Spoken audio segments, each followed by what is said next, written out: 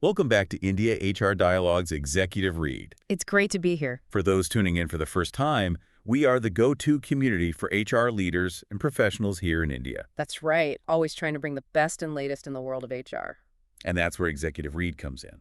We take a deep dive into those business books that every leader, well, should have on their reading list. We try to bring you the best so you don't have to wade through all the noise yourself. If you like what you hear, hit that subscribe button. We have tons more insightful book summaries coming your way. We have some great stuff planned. So today, we're tackling a true classic when it comes to productivity, Eat That Frog by Brian Tracy. Oh, yeah. Must read. Ready to, well, conquer procrastination and unlock your peak performance. Absolutely. This book is a game changer. It's packed with really practical strategies that can totally transform how you approach your work. And life, too, right? Exactly. Tracy kicks things off with this central metaphor of eating a frog. Yeah.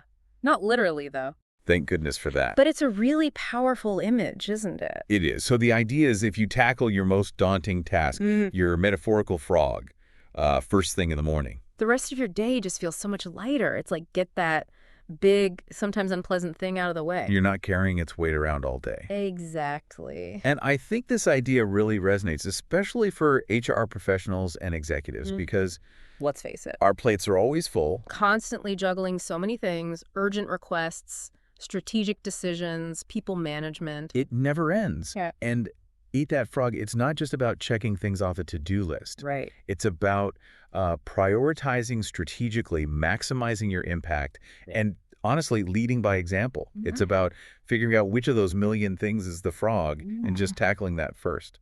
I like that. So one of the ways Tracy suggests we do this is by embracing the power of written goals. Yeah, he really emphasizes this, saying that people with written goals, they just achieve significantly more. I found that really compelling. What do you think?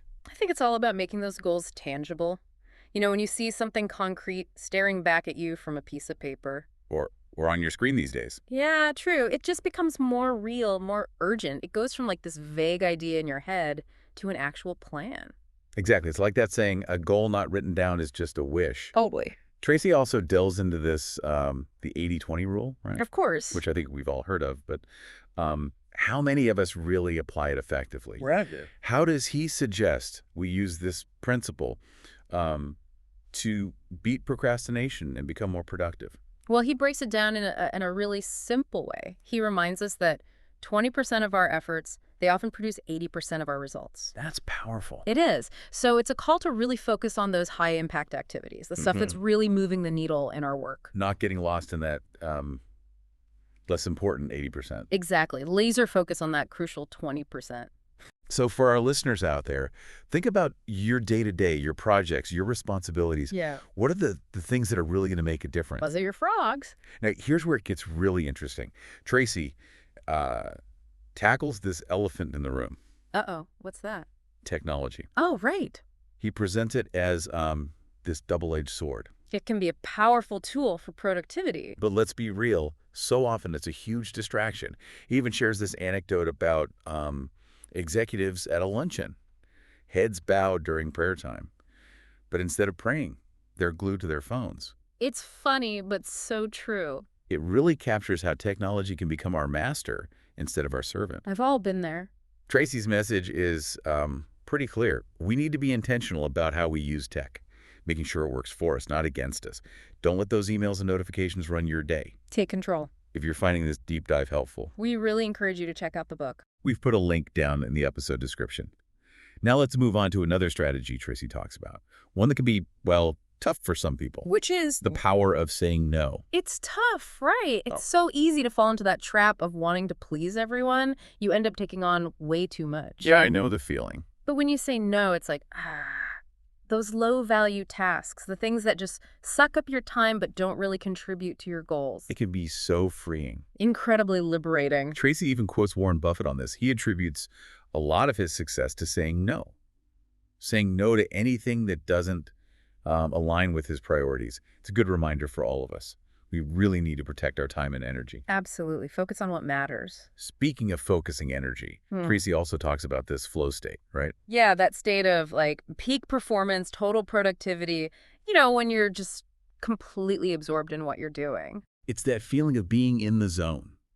Time flies by and you're totally immersed in the work. And it's not just about feeling good. It's about producing great work efficiently.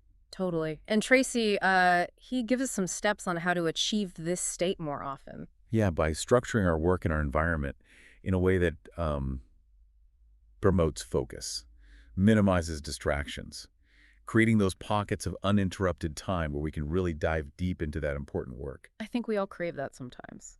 Before we jump into the key takeaways, let's Yeah. do a quick recap of what we've covered so far. Okay, sounds good. We started with that main metaphor, eating the frog, getting that big challenging task out of the way first thing. Sets the tone for the whole day. Right.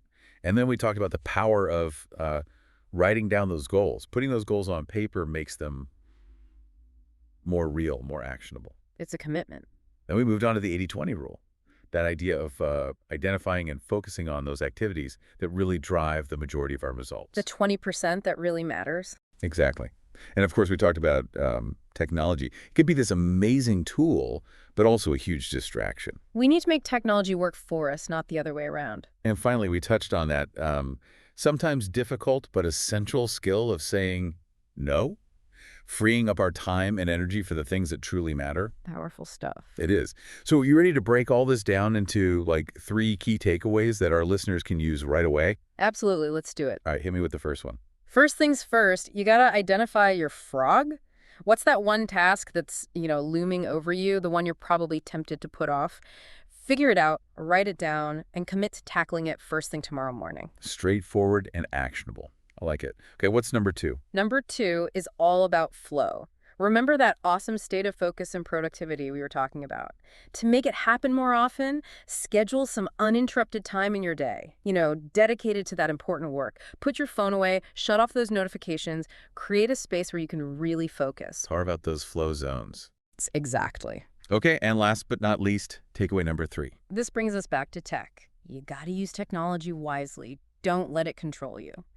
Set some boundaries, prioritize your communication channels, use those tech tools to boost your productivity, not kill it. Make it work for you. Exactly. This has been a really insightful deep dive into Eat That Frog. It's a great book. So much practical advice that we can all use. I completely agree. And for our listeners who want more, definitely grab a copy of the book. We've got the link in the episode description. Now, for the final thought we'll leave you with today.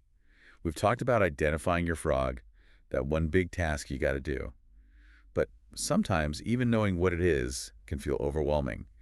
So the question is, what's one small step you can take today, right now, to start eating that frog? Even a tiny action to get things moving. It could be as simple as, outlining the task, getting the stuff you need together, or maybe just spending 5 minutes brainstorming. It's about taking that first step, right? Yeah. Breaking through that initial resistance. Exactly. Often you'll find that once you start, it's not as bad as you thought it would be. It's like we create these mental roadblocks that make things seem scarier or harder than they actually are. And speaking of roadblocks, we should also talk about the importance of mindset.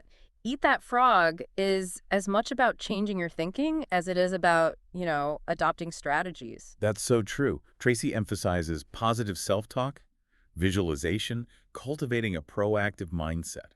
It's about believing you can achieve those big goals and facing challenges with confidence. It's all about recognizing those limiting beliefs we all have, the ones that hold us back, and then consciously replacing them with thoughts that empower us. It's powerful stuff, reminding ourselves that we have more control over our thoughts and actions than we think. So let's wrap up with 3 key takeaways from Eat That Frog for our listeners. What's the first one? Okay, so first things first, you got to identify your frog for tomorrow. Take some time tonight, just a few minutes, to think about your most important task, that one that you're probably going to put off if you can. The one you don't want to face. Exactly. Write it down, make it clear, and promise yourself you'll tackle it first thing in the morning. Love it. Straightforward and actionable. Yeah. All right, action point number 2. This one's all about, maximizing your productivity by using that flow state we talked about. Schedule at least one block of time in your day and make sure it's uninterrupted, specifically for working on that crucial task. Eliminate all distractions, create a really focused environment, and just allow yourself to get lost in the work. Get in the zone. Exactly. You'll be amazed how much you can get done when you're truly focused. So carve out those flow zones. Love it. And finally, action point number 3. Okay, this brings us back to technology. Remember, you gotta use it wisely. Take control of your digital world. Set boundaries around things like email and social media. Think about how you can streamline your communication and then use all those amazing tech tools to make yourself more efficient, not less. Make tech work for you. That's it. 3 clear, actionable takeaways that everyone can use right away. Okay. And for those who want to dig deeper into all of the strategies and insights that Brian Tracy offers, we really encourage you to get a copy of Eat That Frog. You'll find a link to buy it in the episode description. It's packed with good advice, and it can really change how you approach your work, even your life. This has been such a great deep dive into Eat That Frog. Thank you so much for joining us on this Executive Read Deep Dive. It was my pleasure. We hope you found it insightful and that you're ready to, well, go eat some frogs. Until next time.